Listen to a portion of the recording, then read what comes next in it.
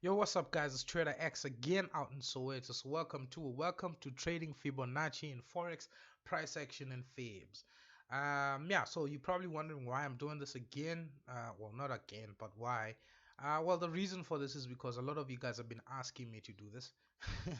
A lot of you have been asking me to do this. Yeah, really, you just wanted to know how you can apply price action to FIBS. So I'm going to show you one discipline that I learned a long time ago that actually works with FIBS, and it involves confluence. It really involves confluence between price action and FIBS, right? So before we proceed, guys, I just want to say I'm going to leave some links up in the description for those of you guys who are still struggling with price action. Go ahead and follow the link in the description. It will lead you to Price Action Ninja, where you will get a comprehensive explanation on on price action, as well as many other strategies, including supply and demand, which is my main strategy. But anyway, the link is in the description. Follow my link for a discount. And to all of you guys that have been asking me about asking me which broker I trade with, I trade with Hot Forex. I've been with them for many years. I've never had any problems. So if you want to sign up, follow the link in the description as well. All right, so let's jump into it, guys. So what do I mean by price action, as well as the discipline that I learned a long time ago? So when I started trading, right, there was a book that I still have to this day, and I still continue to read it. It's a book by David H. Weiss, and the title is Trades About to Happen. Sorry about that, guys. So it's called, yeah, Trades About to Happen, and it's by David H. Weiss. Now, in that book, he literally kind of goes into detail on how to trade up thrusts and springs, right? And that's the discipline that we're going to be looking at. The concept of up thrusts and springs, which tie well into price structure, essentially. So I'm not going to be touching on how he would enter the trade as well as exit the trade, right? I'm just going to be looking at the concept of up thrusts and springs, right? So let's go to my trusty board here real quickly. So before, let me just get rid of everything here real quick. Right, so what does Mr. David H. Weiss mean by upthrusts and springs? Now, just before we proceed, upthrusts can only be found in downtrends, right? And springs are found in uptrends. So, again, before we go ahead, guys, upthrusts and springs are trend trading strategies, right? So they heavily rely on the markets if they're trending, or if they're trending, they're heavily reliant on a trending market, and not when a market is going sideways. Then you will have some difficulties. Excuse me a minute, guys. All right, so I'm back.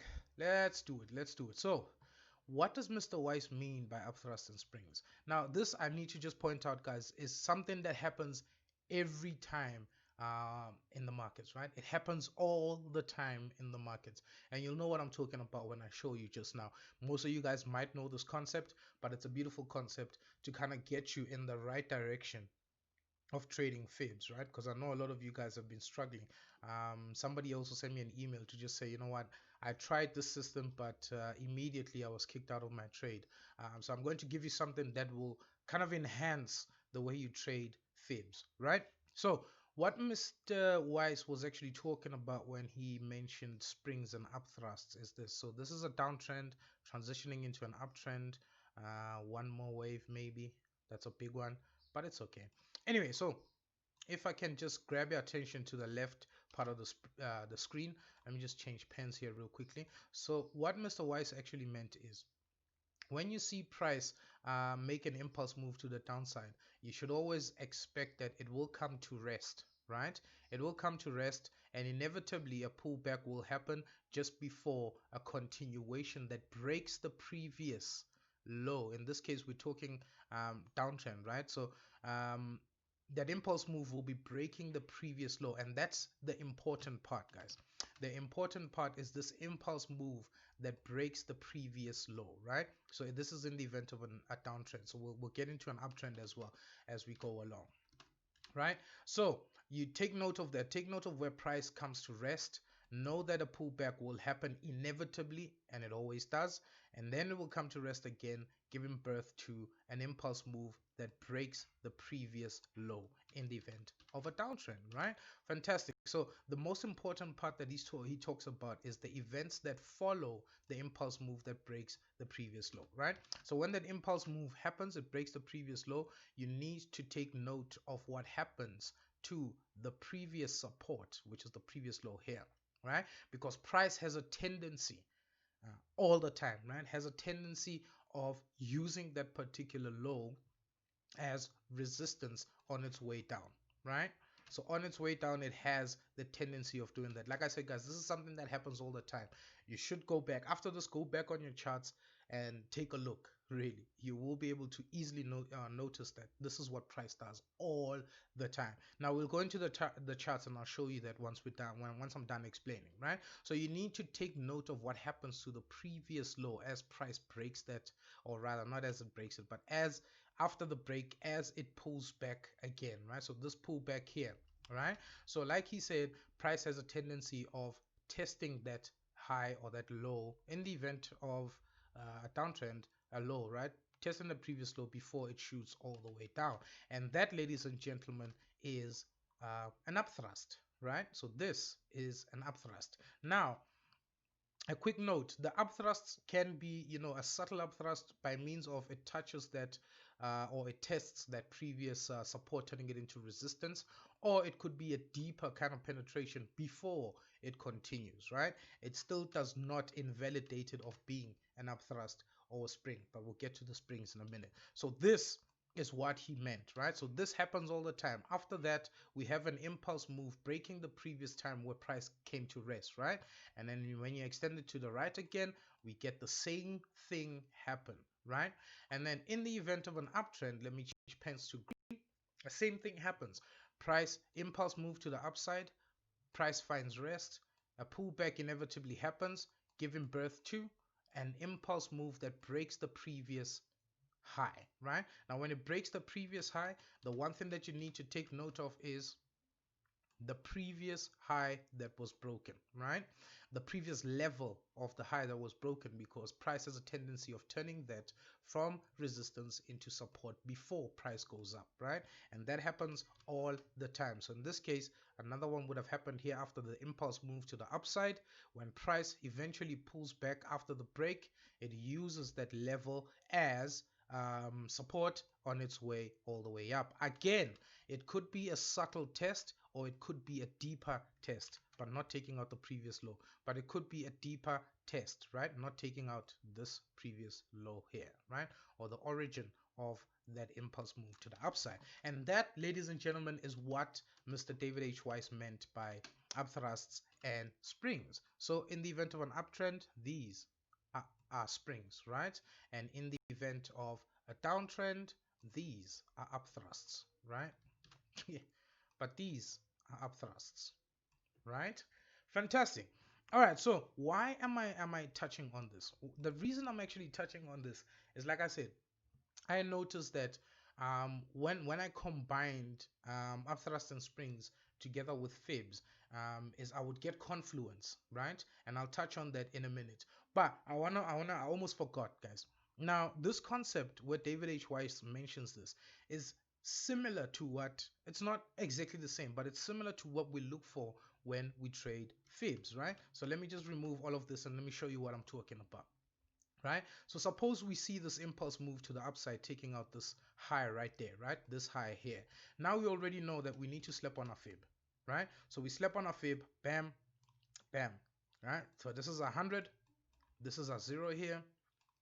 Right? When we see the pullback start to happen, we slap on a fib, and then we wait for price to come into a hot zone, which is right there. Remember, 62, between 62 and 79, right? So we wait for price to come all the way down here and then continue on its way up, right?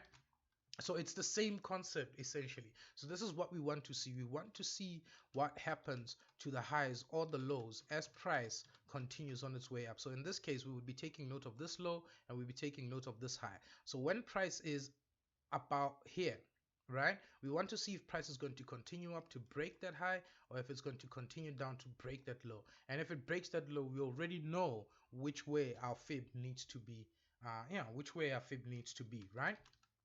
But now, when I combined both these disciplines, when I combined David H. Weiss's teachings together with FIBS, the one thing that would always come up is confluence, right? So confluence between the low in the event of a downtrend, the low of the previous low, the previous support, right, turning into resistance, together with where my fib would be, right?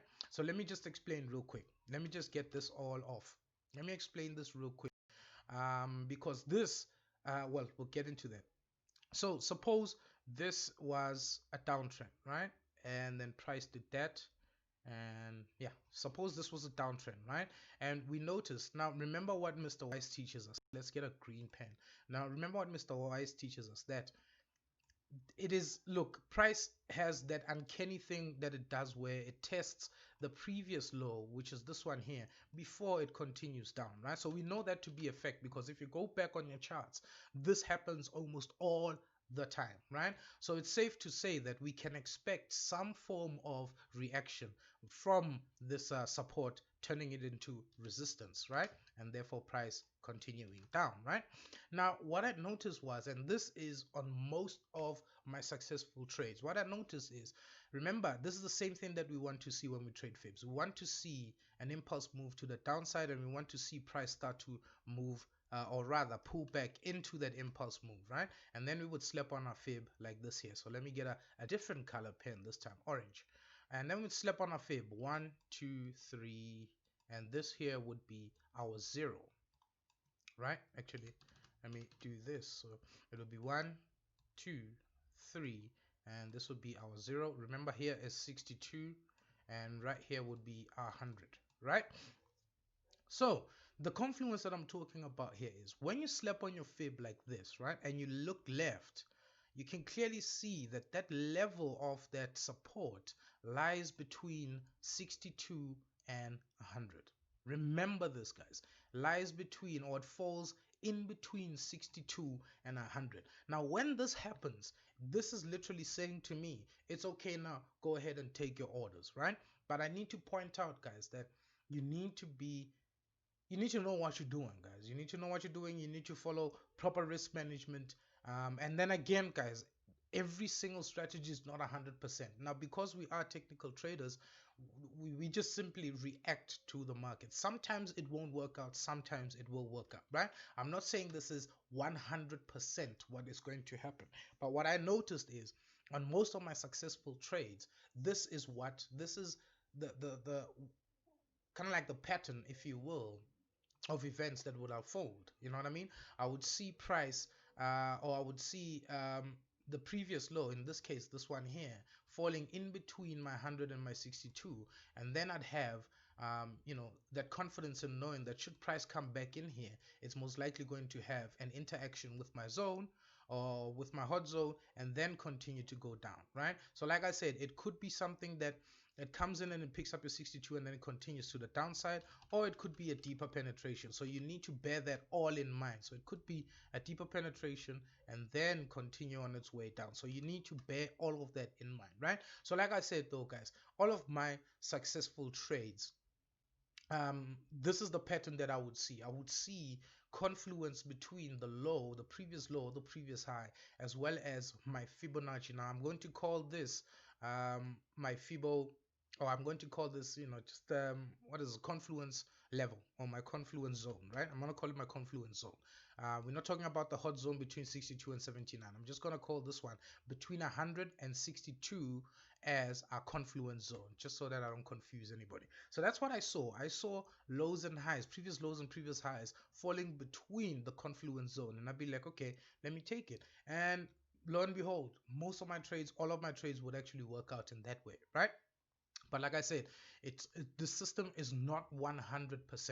Now, let me show you another scenario, what would actually happen here, and then we'll jump in to the examples of the springs, and then we'll jump into the examples of confluence, right? Now, another thing that would happen here is I would slap on my fib like this, right? Slap on my fib 100, but my levels would be way beyond the low, right? Will be well below, well beyond the low, right? Now, these are the types of trades that I do not take, right? Some of them get filled, but some of them don't get filled, right? And some of them, well, some of them get filled, a lot of them don't get filled, some of them get filled, and a lot of times you will lose money, right? A lot of times you will lose money. Now, the reason for that is because, remember again, this here, we know for a fact that price is most likely going to have an interaction with this level here.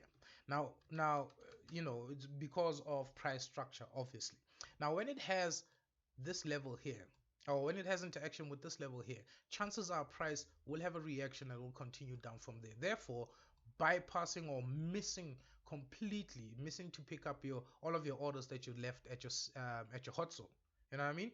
So this level here kind of more often has more weight in kind of keeping price from moving beyond it most of the time, right? Sometimes it will be a deeper penetration, pick up the orders and then continue down, but those are the chances that I just don't want to be taking. Remember guys, you need to tilt the odds in your favor in order for you to become a profitable trader, right? Now that is one of the scenarios where I wouldn't take the trade, right? When I see this, I would not take the trade.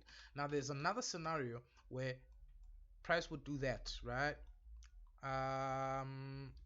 Let me just make it a little bit more better. Orange is still fine, so price will do that, right? And we'll go all the way down, yeah, all the way down, and then start to pull back here. So when you slap on your fib, it looks something like this. That will be 0. That would be your 100 up there, and this will be your 0. This will be your 100. And when you slap on your fib and you look at your fib in relation to the previous low, your levels will be way before the low itself, right? This is perfect because remember, this is 62 right down here, and that low falls in between your 100, right? Falls in between your 100. But here you have to be a little bit cautious, right? Because more often when this happens at on bigger fibs, right? Bigger fibs that will be between your 100 and your 62. You're easily looking at about, let's just say, 120 pips, and 120 points is a lot. So I wouldn't want to be caught dead with an order here at the 62, all to find that when it gets here and I start sweating, I'm already 110 pips down, because 110 pips down is something a lot of people won't be able to take, you know what I mean? Only to find that price makes a U-turn and then goes in their direction. So you want to be careful of that. You want to be careful of setups that look like this, because more often, like I said, the space between, or the distance between the 62 and the 100 where your stop is supposed to be, could be huge. And you just don't want to have an order here with your stop right up here, because it wouldn't make any sense. You know what I mean? Fantastic. So that is the whole concept of confluence when it comes to not supply and demand, but price action as well as fibs. You know what I mean? Now, upthrust and springs, like I said, it's really the backbone, or it's not really the backbone, but it plays on price structure. So that's exactly the same thing that I would be wanting to look for when I trade, or when I look at price structure, right? Fantastic. So now let's go back into the charts and let's take a look at the many times that price actually, or rather, let's take a look at the many times that price gives us upthrust and springs. So right here, we're looking at a downtrend, right? We're looking at a downtrend there, and as you can see, price continued on its way down here. Yes, there's a gap, but this is a pullback to the upside, right? So what that basically means is that right here, right there, we've got a low where price came to rest, and as you can see, price broke that low. It broke that low, came back, and then used that level as resistance before it made its way all the way down, right? And then it is perhaps not the best looking example, but that's what really happens. And this here, unfortunately, right here, you would have been screwed. But anyway, let me just find proper a better example. Okay, so here's a downtrend that looks okay. Downtrend right there. If you look to the left, the last high that price made is right up here, right? But as you can see, price never made it back to use that level as resistance, right? Fantastic. All right, so we move right ahead, came to rest again here. Price never came back one more time, right? And then it comes to rest right here. Now right here we can clearly see that price broke here and then tried to go back again and bobbing along this level here before it went all the way down, right? Again, when price come to rest after that impulse move right here, and this is one of those deeper penetrations that I was actually talking about, right? So it comes up here and then it goes all the way back in. A deeper penetration, that's a deeper penetration right there before it goes all the way down, right? Where did it come to rest again? It came to rest right here, and as you can see, price had an interaction on two occasions, right? It had an interaction here, and then it went all the way down. Finally, it came up, bobbed along, and then continued to break all the way to the downside, right? Let me go into the hourly chart because the 15-minute chart is not giving me anything that is quite nice for you to look at. Let me see. This is the same one that I was looking at, right? But in any case, so right here, you can clearly see what happened there. Price broke, right? Broke, and then it came back up, had an interaction, and then continued all the way down, right? So that's an upthrust. That's an upthrust. Prior to that, you look to the left right here. That's actually a deeper one. But anyway, this one here, you can see price break, and then price reuse that level as support before it goes all the way up, right?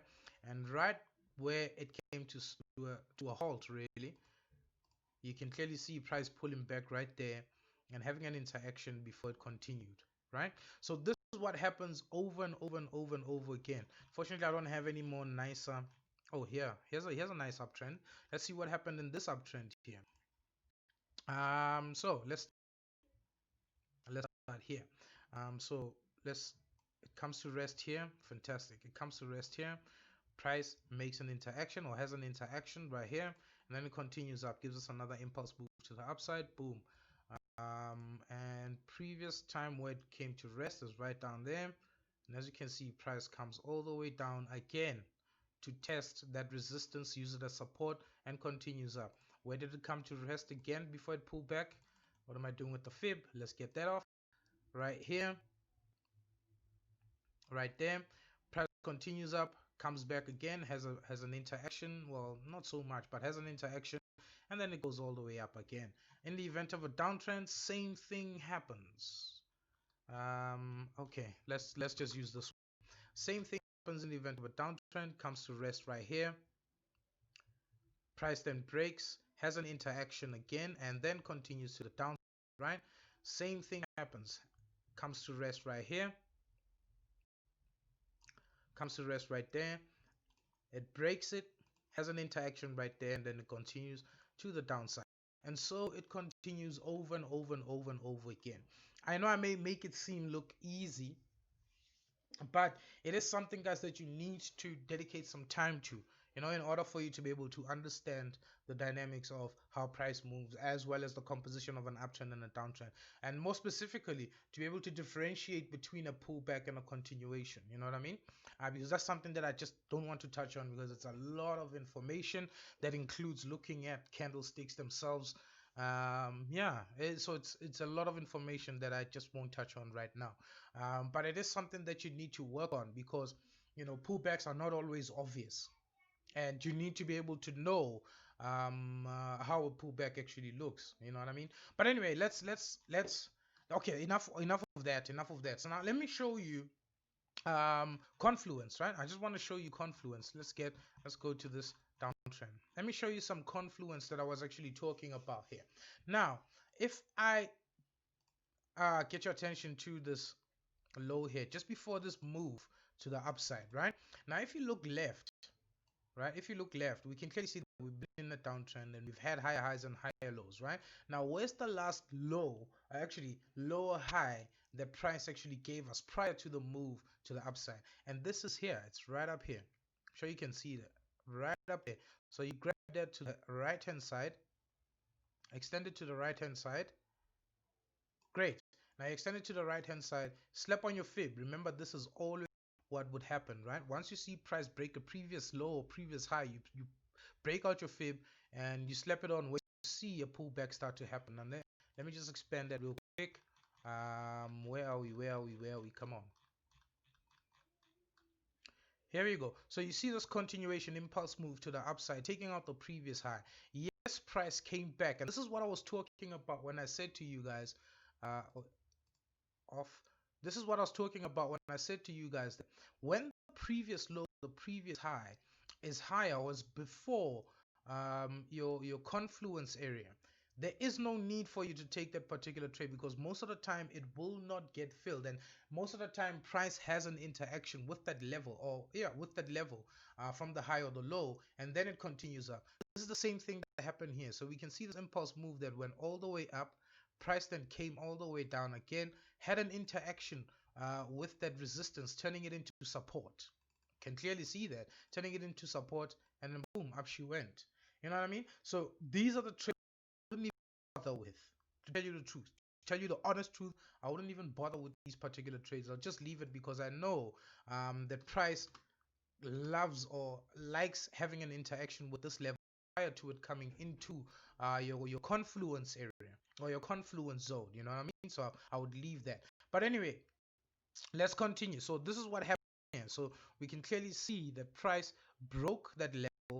Price came back down, used it as support, and then it continued up. Now remember, with our fib, if it doesn't come into our zone or into our hot zone or into our confluence zone or confluence area, we extend our fib, right? So that's what happened there. Price broke the zero of our fib, so therefore we extended it, and we wait until price comes back into our zone. Now the whole thing changes once we get all the way up to where the fib is at right now.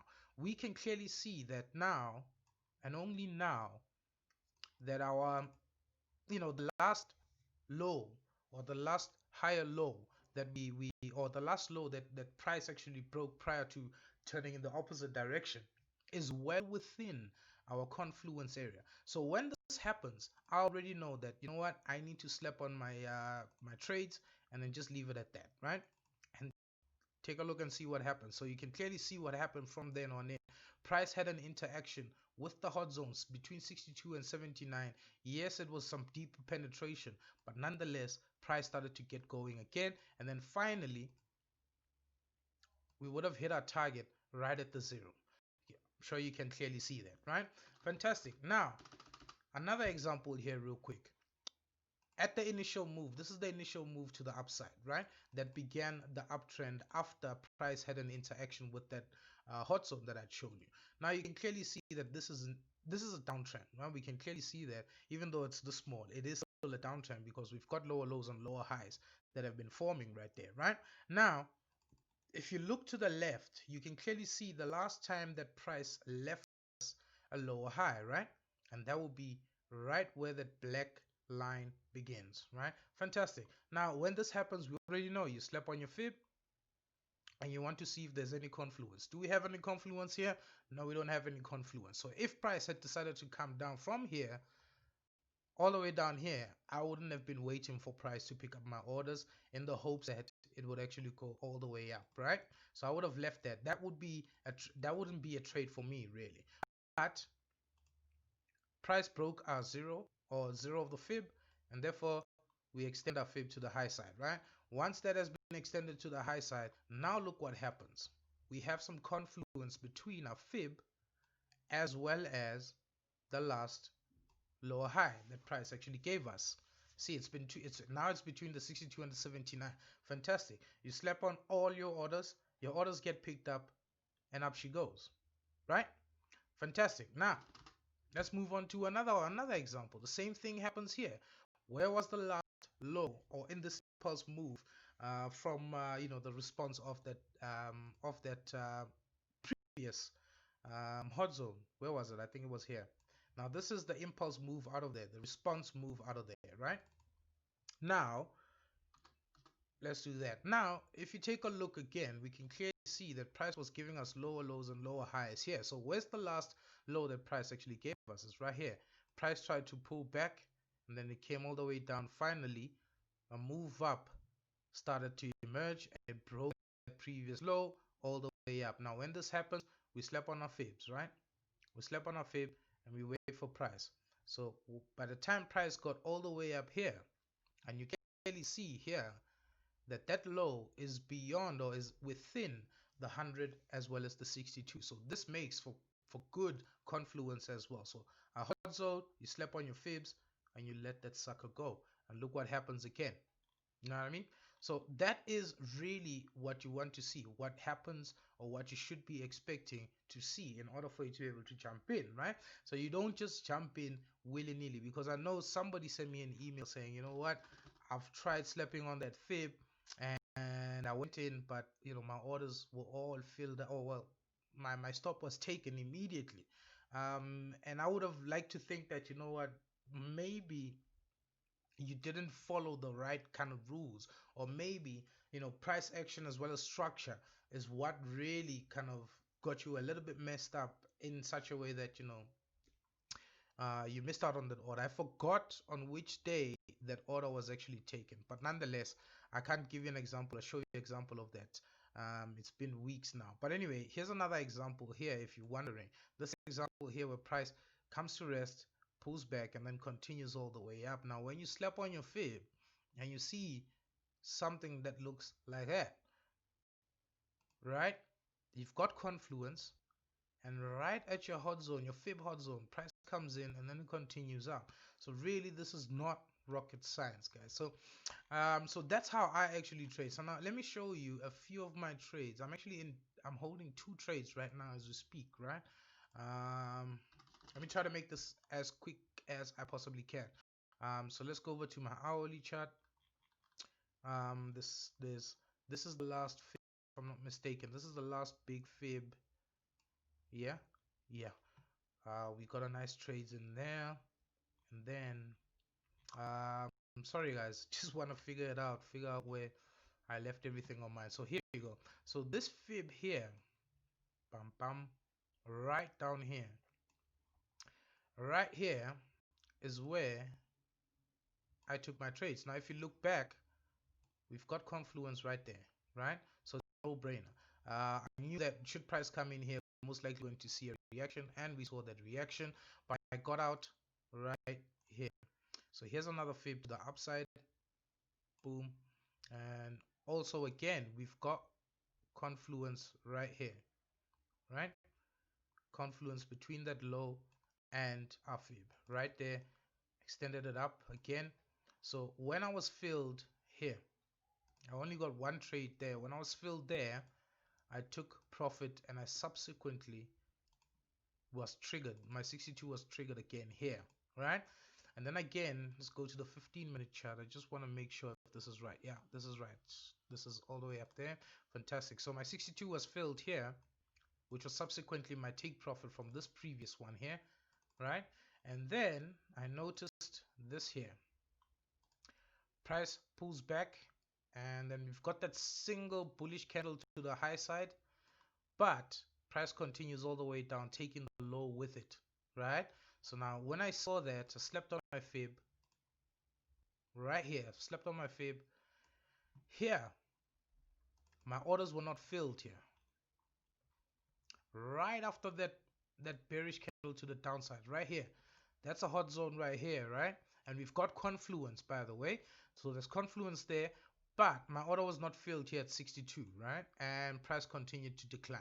So I just watched, really. I watched, and I extended my fib all the way to down there. Now when I extended my fib, that leads me on nicely onto 2 of my trades that were filled right here. So the 2 trades that were filled here is one at 70 and the one at 62, which I'm actually still holding. I'm breaking even on these. They're currently on break even. So should price decide to go all the way up here, I'm gonna break even. It's not a train smash. There will be more opportunities, you know, some other time, really. But anyway, that's where I'm sitting right now. 2 trades here and another 2 that were picked up at the 62 based on those big Fibonacci, pending Fibonacci's from yesterday or days ago, really. But anyway, guys, so that's what I wanted to discuss with y'all. That's what I wanted to show you. I just wanted to show you that you could use confluence, price structure confluence, or rather price structure together with confluence from the fib. for you to make better decisions when it comes to trading fibs, right? But like I said, price action is not something that a lot of people can easily grasp. So you might just want to work hard at identifying or knowing how price actually works. Like I said, guys, invest in yourself. Go ahead and check out Price Action Ninja, and you will get material that will literally help you in becoming a better trader. Other than that, guys, it's been a minute. Thanks once again to each and every one of you for tuning in, and until the next time. Oh yes, the next time I'm going to be touching on the two ways that you can trade fibs, right? There's two ways really that you can trade fibs. So I'll touch on that. Yeah, so look out for that. Until then, guys, I'm out. See you in the next video.